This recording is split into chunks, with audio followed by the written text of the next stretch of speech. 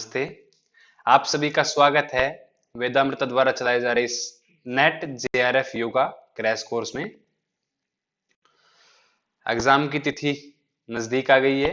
5 नवंबर 2020 को net JRF yoga का exam है और आज 21 अक्टूबर यानी कि कुल मिलाकर के 14 दिन 2 हफ्ते आपके पास बचे हैं और आशा है कि आप अच्छे तरीके से तैयारी भी कर रहे हैं, पूर्ण पुरुषार्थ से, पूर्ण निष्ठा से।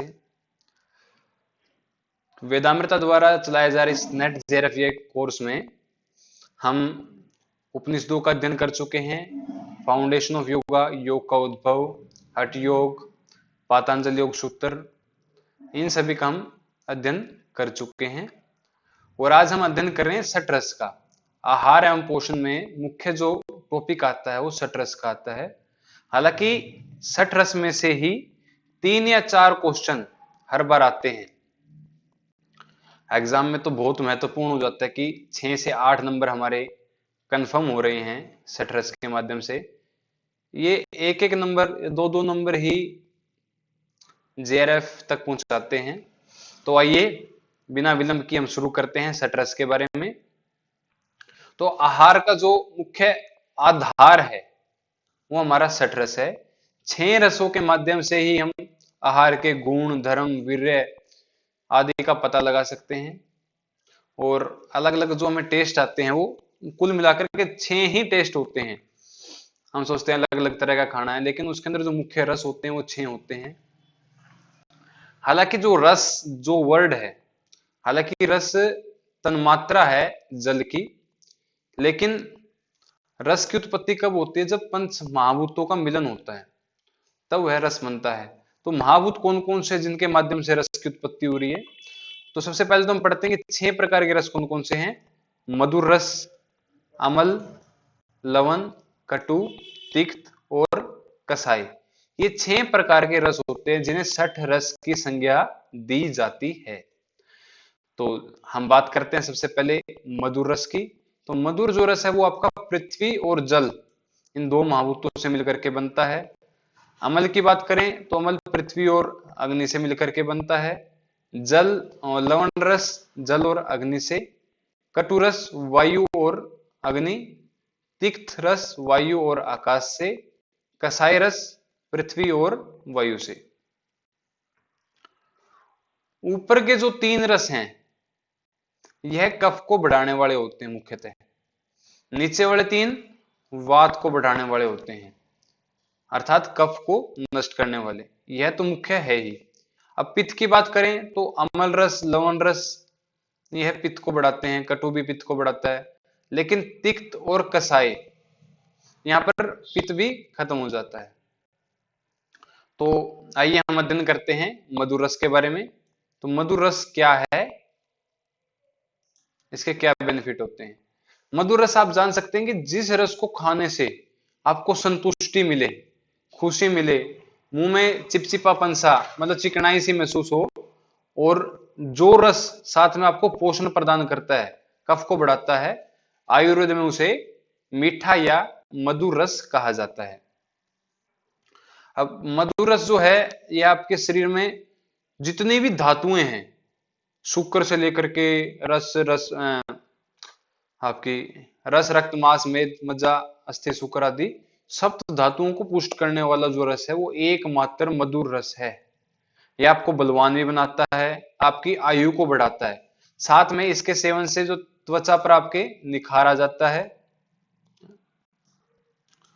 और यह पित्त और वात को शांत करने वाला होता है, कफ को बढ़ाता है, शरीर आहार में रोचकता उत्पन्न करता है, साथ में तृष्णा, जो भूख बहुत ज्यादा लगी होती है उसको भी शांत कर देता है। तो है ना कमाल का ये मधुर रस। लेकिन मधुर रस के कुछ नुकसान भी होते हैं। जब हम अधिक मात्रा में मधुर रस सेवन करते हैं तो उसके कुछ नुकसान होते हैं। अभी आपने पढ़ा कि यह जीवनी शक्ति को बढ़ाता है, शरीर में ओज, तेज, बाल सब बढ़िया तरीके से हैंडल करता है, तो मधुर रस का ही सेवन करना चाहिए। तो मधुर रस के कुछ नुकसान भी होते हैं। तो सबसे पहले हम पढ़ते हैं कि मधुर रस होते कौन कौन से खाद्य पदार्थ हैं। जैसे आप घी है, आपका गुड़ है, अखरोट है, केला, नारियल, जितने भी ये पौष्टिक आहार हैं, तो ये सारे आपके मधुरस के अंतर्गत आते हैं। दूध है, दूध मधुरस में आता है। लेकिन नुकसान क्या है? अगर हम बहुत अधिक मात्रा में मधुरस का सेवन करते हैं, उचित मात्रा में मधुरस का सेवन करते हैं, तो हमको शरीर में जीवनी शक्ति बढ़ेगी, शरीर में बल मिलेगा, पौष्टिकता मिलेगी। अधिक मात्रा से जब हम सेवन करते हैं तो शरीर में मोटापा बढ़ाने वाला होता है मधुरस। मोटापा बढ़ जाएगा, पेट एकदम फूल जाएगा, साथ में फिर आलस भी आ जाएगा, आपको सुस्ती भी आ जाएगी, अधिक नींद आएगी, आलस आएगा तो नींद आएगा, शरीर में भारीपन होएगा। कई बार हम बहुत ज्यादा मधुरस लेते हैं तो उससे क्या हुआ कि आपकी भूख कम लगने लग जाती है, पाचन शक्ति कम पड़ जाती है, और फिर बहुत ज्यादा मीठा लेंगे तो डायबिटीज, मूत्र संबंधित रोग, ये सारे रोग होने शुरू हो जाते हैं। क्योंकि मधुरस कफ को बढ़ाता है, कफ बढ़ेगा तो खांसी जुकाम भी बढ़ सकता है। लेकिन अगर उचित मात्रा में हम इसका सेवन करते हैं तो शरीर में ये जीवनीय शक्ति को बढ़ाता है, बल को बढ़ाता है। इसके बाद हम बात करते हैं अम्ल रस की। तो अम्ल रस क्या है? अम्ल रस की हमने उत्पत्ति पढ़ी थी, पृथ्वी प्लस अग्नि से अम्ल रस की उत्पत्ति होती है। अम्ल रस कफ के साथ साथ में पित्त को भी बढ़ाता है, लेकिन वात को शांत करता है। यह लघु होता है, उष्ण होता है, स्निग्ध होता है। क्योंकि कफ को बढ़ाता है तो स्निग्ध है, स्निग्ध है। उष्ण है तो पित्त को बढ़ाता है। यह खट्टा होता है और आहार में रुचि उत्पन्न करता है। जठराग्नि को भी बढ़ाता है।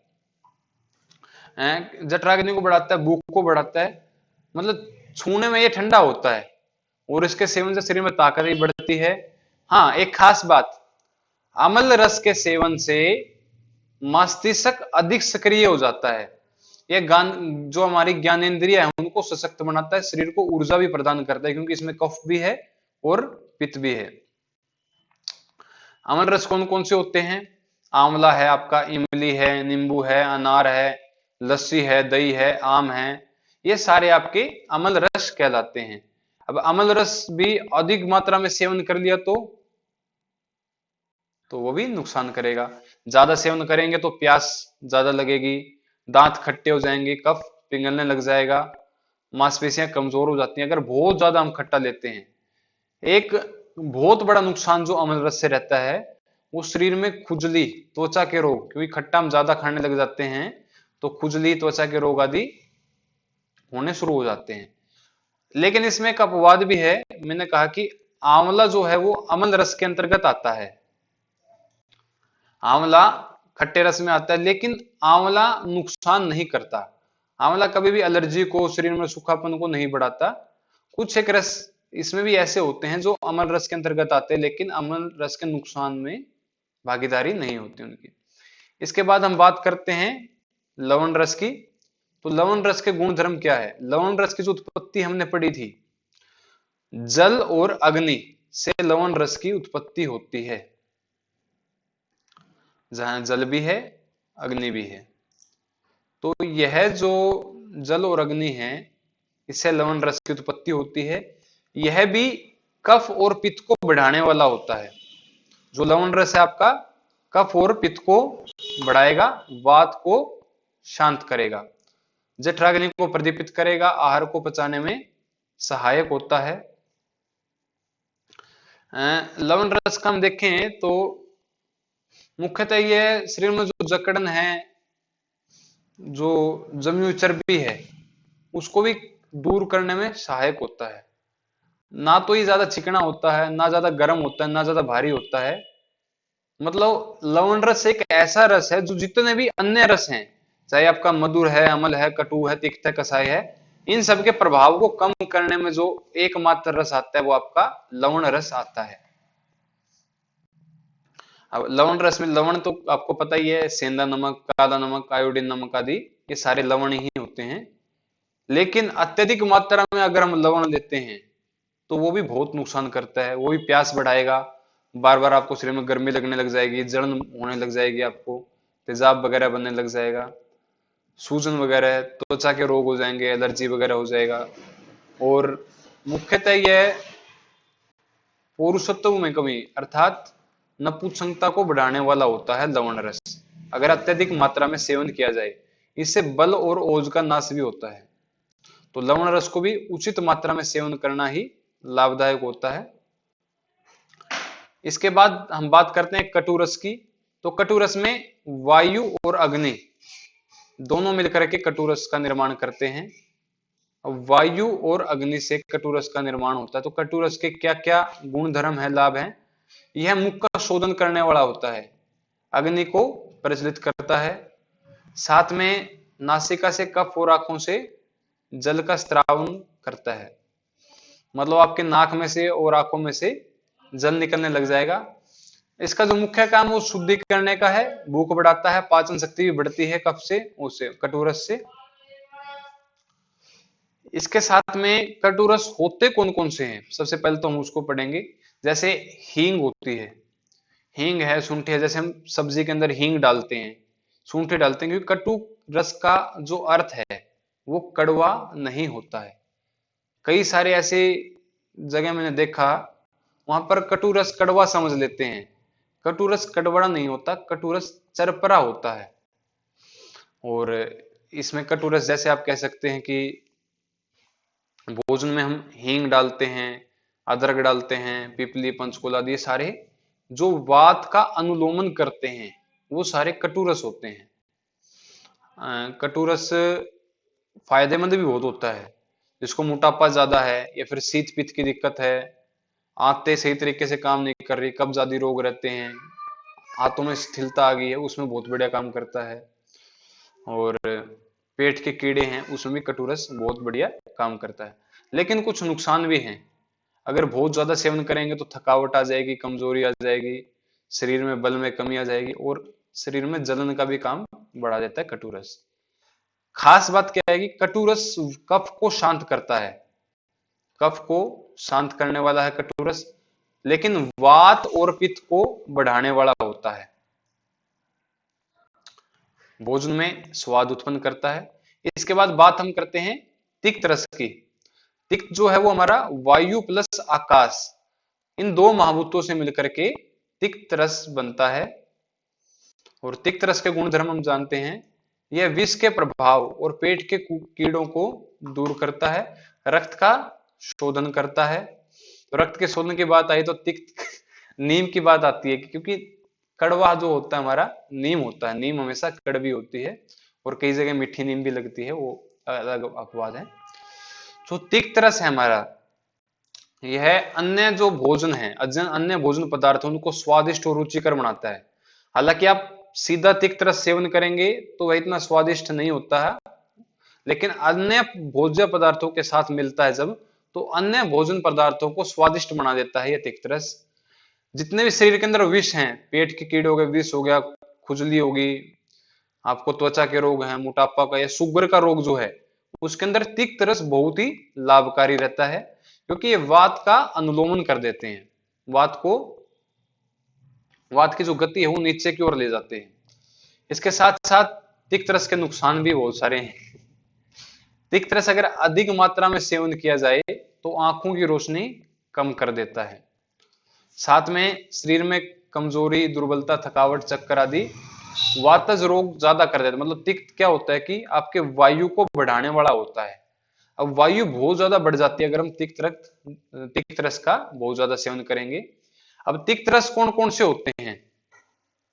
सबसे पहले तो आपने समझ गए होंगे कि नीम जो है हमारा तिक्त रस आता है, कड़वा होता है। करेला हो गया, नीम हो गया, गिलोय है हमारी तिक्त रस में आती है।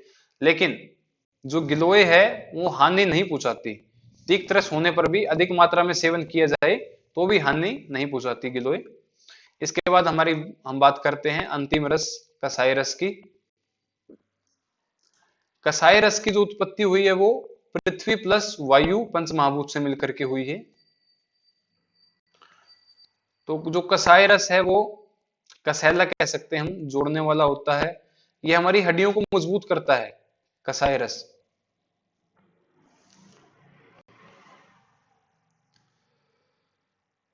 यह कफ को खत्म करता है, पित्त को भी खत्म करता है हमारा कसाई रस, लेकिन शरीर को मजबूत बनाता है साथ में। फिर भी ऐसा नहीं है कि कफ घट जाएगा तो हड्डियां कमजोर हो जाएगी, ये हड्डियों को भी मजबूत रखता है।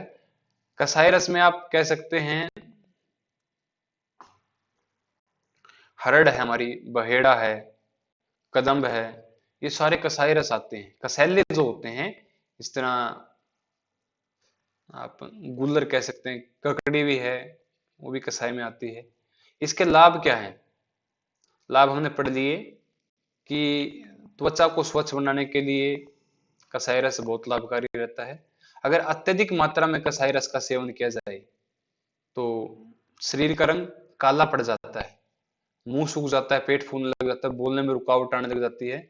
यहां तक कि अगर बहुत ज्यादा कसाई रस का सेवन किया जाए तो यह लकवा तक भी ला सकता है, क्योंकि ये कलेद का शोषण करने वाला होता है और रक्त रक्त आदि दोषों को दूर भी करता है, रक्त में जो विकार आ जाते हैं। इसके बाद हम अध्ययन करते हैं कि इनका वीर्य क्या होता है। बहुत बार आ जाता है कि शीत वीर्य के रस कौन कौन से हैं। मधुर भी शीत वीर्य में आता है, शीत वीर्य में हमारा कसाय भी तिक्त भी आता है। लेकिन कसाय शीत के साथ साथ में रुक्ष भी होता है, तिक्त भी रुक्ष होता है। अब उष्ण की बात करें तो कटु रुक्ष भी होता है और कटु उष्ण भी होता है। अमल हमेशा उष्ण वीर्य का और लवण भी उष्ण वीर्य का होता है। तो ये एक टेबल बनाई है, इसको देख करके आप अंदाजा लगा सकते हैं कि किस रस का कौन सा वीर्य है। इसके बाद हम बात करते हैं ऋतु हरितकी की।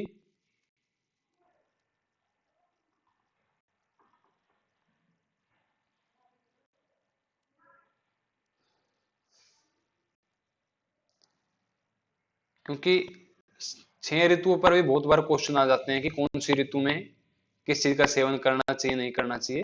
तो ये भी बहुत एक महत्वपूर्ण टॉपिक है। ऋतु हरितकी में सबसे पहले हम ये पढ़ते हैं कि जो हमारी मुख्य 3 ऋतुएं लेते हैं हम, एक तो हमारी सर्दी का समय, एक गर्मी का समय और एक बीच का जो मौसम है बसंत ऋतु है। आपकी शरद कह लीजिए, बसंत कह लीजिए, ये दोनों के बीच का मौसम होता है। सबसे पहले जो शिशिर ऋतु है, बहुत ज्यादा ठंडी हो, जिस तरह जनवरी फरवरी का महीना है, तो उस समय क्या हमको क्या सेवन करना चाहिए, क्या सेवन नहीं करना चाहिए। अगर बहुत ज्यादा ठंडी है, शिशिर ऋतु है, तो हमें चिकनाई युक्त भोजन करना चाहिए, क्योंकि मीठा और भारी भोजन करने से शरीर में बल आता है। क्योंकि जो सर्दी का जो समय होता है, अब सर्दियां शुरू होने वाली हैं, इस समय हमें पूरे साल का, पूरे एक साल की जो ऊर्जा है, जो बल है, जो शक्ति है, वो हमें ठंडी के समय, सर्दी के समय ही मिलती है। तो उस समय कभी भी खाली पेट नहीं रहना चाहिए। बहुत लोग सोचते हैं कि हमें व्रत करना चाहिए, सर्दी के समय में कभी व्रत नहीं करना चाहिए, नुकसानदायक है। इस समय आप घी युक्त, तेल युक्त जितना भी गर्म भोजन, भारी भोजन कर सकते हैं कीजिए, वो सारा पच जाएगा, क्योंकि पाचन शक्ति भी इस समय प्रबल होती है। और सूखे मेवे, इससे बने पदार्थों का, दूध का सेवन कर सकते हैं। सुगंधित सुगंधित भोजन का, अपना सुगंधित होगा, स्निग्ध होगा, अच्छा भोजन आप कर सकते हैं। धूप का सेवन आप कर सकते हैं सर्दी में। व्यायाम भी अच्छा कीजिए, मालिश भी कीजिए, ऊनी वस्त्रों का प्रयोग कीजिए, और गर्म जल से, हल्के गर्म जल से, मतलब बहुत ज्यादा गर्म जल सिर पर भी नहीं डालना चाहिए, और जो गुनगुना जल है उससे स्नान करना चाहिए सर्दी में। और क्या नहीं खाना चाहिए, थोड़ा आहार, लघु कम आहार, ठंडा आहार और अल्प मात्रा में आहार नहीं खाना चाहिए। भी आपको डाइटिंग पे, आप सर्दियों में कभी भी डाइटिंग नहीं करनी चाहिए। वातवर्धक जो खाना है वो नहीं खाना चाहिए। भूखे पेट और अधिक उपवास आदि नहीं करे। पतला भोजन, शरबत आदि अन्य शीतल पेय भी नहीं पीजिए। इस समय जो कटु तिक्त कसाय हैं, जो कफ को खत्म करने वाले जो रस हैं, उनका सेवन भी न करें। इसके बाद बात करते हैं हम बीच का जो मौसम रहता है हमारा, बसंत ऋतु, शरद ऋतु आदि, उस समय हमें कैसे भोजन का सेवन करना चाहिए। तो बात करते हैं बसंत ऋतु की। बसंत ऋतु में क्या रहता है कि जो आपका शिशिर ऋतु में जो कफ है वो पिघलना शुरू हो जाता है बसंत ऋतु में। आप देखेंगे मार्च अप्रैल के आसपास जो कफ पिघलेगा, जो जम गया था सर्दियों में, वो पिघलना शुरू होता है। तो खांसी जुकाम वगैरह, गले में भारीपन वगैरह, भूख कम लगती है, कब्ज आदि कफ के संबंधित जो रोग होते हैं वो आपके बसंत ऋतु में होते हैं। तो इस समय क्या सेवन करना चाहिए हमें? इस समय में कटु तिक्त कसाई आहार का सेवन करना चाहिए, जो कफ के रोग हो रहे हैं उसका नाश करने के लिए। हल्के भोजन का प्रयोग करना चाहिए। हल्के चावल, सांठी चावल, मूंग, परवल, करेला आदि नीम पत्र का सेवन कर सकते हैं। जल में शहद मिलाकर पीजिए, यह भी कफ का शमन करता है। और क्या सेवन नहीं करना चाहिए? सबसे पहले क्या सेवन करना चाहिए, प्रयोग क्या करना चाहिए? यह जो बसंत ऋतु का समय है, इस समय हम षटकर्म का सहारा ले सकते हैं, क्योंकि इस समय योग की शुरुआत करने का बसंत और शरद ऋतु सबसे उत्तम ऋतु होती है किसी भी क्रिया को प्रारंभ करने के लिए, आसनों का योगाभ्यास प्रारंभ करने के लिए। तो इस समय हम वमन आदि ले सकते हैं, नस्य कर सकते हैं, जल नीति कुंजल आदि कर सकते हैं। आयुर्वेदोक्त वमन भी कर सकते हैं हम, जो 15 से 20 दिन का प्रोसीजर होता है पंचकर्म में वमन का, उस तरह का वमन भी हम कर सकते हैं। क्या सेवन नहीं करना चाहिए? मधुरस, अमल, भारी भोजन नहीं करना चाहिए। साथ में तले हुए भोजन, अरबी आदि भोजन नहीं करना चाहिए। बात करें ग्रीष्म ऋतु की, तो ग्रीष्म ऋतु में वैसे ही शरीर में कमजोरी आ जाती है, लू लग जाती है बहुत लोगों को, या किसी भी तरह की उल्टी, दस्त, नक्सीर आदि, बुखार आदि की शिकायत बनी रहती है। तो ग्रीष्म ऋतु में आपको कैसा सेवन करना चाहिए? तो इसमें आपको मधुर जल का सेवन, मधुर रस का सेवन करना चाहिए। हल्के से आपको मीठे शरबत पे पीने चाहिए। शीत वीर्य के मतलब ठंडे आहार भी ले सकते हैं आप साथ में। जितनी भी लिक्विड की आइटम है, जिस तरह नारंगी का जूस है, अनार है, नींबू है, गन्ने का रस, खरबूजा, तरबूज, जिसके अंदर बहुत ज्यादा रस भरा हुआ है, वैसा भोजन आप ले सकते हैं। नारियल का पानी, जलजीरे का प्रयोग कर सकते हैं। शीतल वायु का और जल का प्रयोग भी कीजिए। साथ में प्यास को रोकना नहीं होता, और भारी भारी जो भोजन है वो भी नहीं करना होता गर्मी में। धूप और सिर को बचाए बिना गर्मी में यात्रा न करें। अब यहाँ पर मेन जो हम देख रहे हैं, इसमें दोष कब कब आता है बॉडी में? वात का जो दोष है वो वर्षा ऋतु में आता है, और उसका शोधन कैसे होगा? वस्ती से वात खत्म होती है। पित्त जो दोष है ये शरद ऋतु में आती है। कब आती है? ग्रीष्म ऋतु के बाद जैसे ही जो ग्रीष्म ऋतु में जो पित्त जम जाता है, जो पित्त का संचय हो जाता है ग्रीष्म ऋतु में, वो कब निकलता है? शरद ऋतु में। तो इस समय शरद ऋतु में विरेचन जो कर्म है, विरेचन कर्म बहुत ही उत्तम रहता है। इसको आप शंख प्रक्षालन भी कर सकते हैं इस समय शरद ऋतु में, पित्त का शमन करने के लिए। और कफ दोष कब होता है? बसंत ऋतु में, क्योंकि जब हम हेमंत ऋतु की बात करें, शिशिर और हेमंत में आपका कफ जम जाता है बॉडी में, तो उसका जो संचय होता है शिशिर और हेमंत में, और प्रकोप जब होता है वो आपका बसंत ऋतु में होता है। जब प्रकोप होता है तो उस समय क्या करना चाहिए? वमन करके कफ का शमन कर देना चाहिए। तो आज की कक्षा में इतना ही। हमने 6 प्रकार के रस का अध्ययन किया, और किस ऋतु में कौन सा दोष उत्पन्न होता है तो उस समय कौन से रस का सेवन करना चाहिए, इसका हम ध्यान रख सकते हैं। आप सभी मेरे साथ जुड़े रहे, उसके लिए आपका बहुत बहुत धन्यवाद। आभार। ओम।